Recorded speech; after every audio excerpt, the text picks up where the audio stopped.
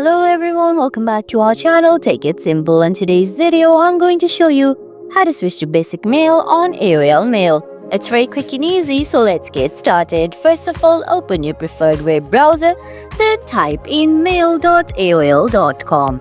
Once you do that, go ahead on the address bar on the top left corner, tap on those letters, then select Request Desktop Website from the options given on your screen.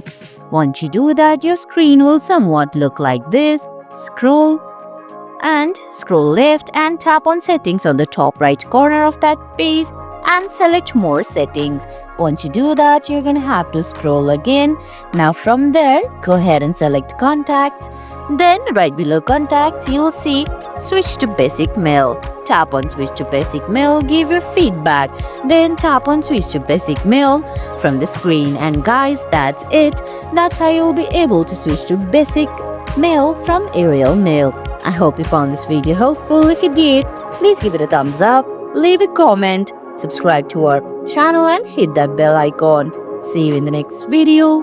Thanks for watching.